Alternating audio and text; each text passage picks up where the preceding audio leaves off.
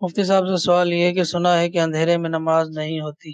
اندھیرے میں نماز ہو جاتی ہے، اور البتہ اگر ایسا اندھیرا ہے کہ جس سے وحشت آتی ہو، جس سے آدمی کو خود ہی خوف لاحق ہوتا ہو، تو پھر اس کو مکروہ فرمایا۔ لیکن اگر کسی کو اندھیرے میں ہی بالکل بہت اطمینان اور خشوع خضوع والی کیفیت پیدا ہوتی تو اس کے لیے مستحب اور بہتر یہی، اس کے لیے کوئی لائٹ چلانا یا اجالا ہونا یہ ضروری نہیں ہے۔ بہت سے لوگ سمجھتے کہ اجالا نہیں ہوگا یعنی لائٹ بند ہوگی تو نماز ہوتی ہی نہیں، ایسا نہیں۔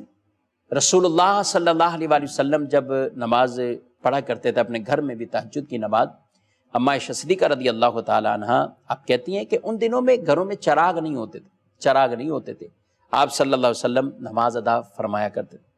اب کہتی ہیں کہ جگہ بھی اتنی زیادہ نہیں ہوتی تھی، اور جب رسول اللہ صلی اللہ علیہ وسلم سجدے کی طرف آتے تھے تو یہ اپنے پاؤں کو سمیٹ لیتی تھی، اور جب قیام کرتے تھے تو یہ پھر جس طرح بھی لیٹنا ہے یعنی تو یہ پاؤں پھیلا دیتی تھی۔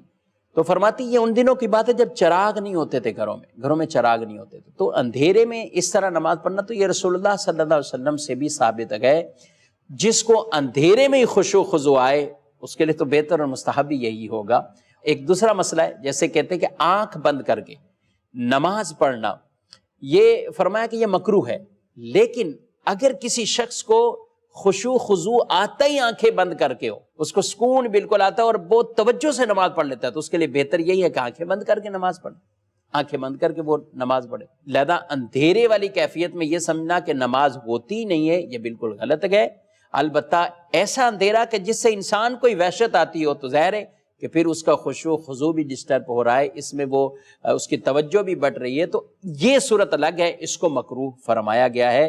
لیکن عام اندھیرے کے اندر نماز پڑھنے کی بہرحال ممانعت نہیں ہے۔ ممانعت اسی کے لیے ہے جس کو اندھیرے کے اندر وحشت اور ڈر محسوس ہوتا ہے۔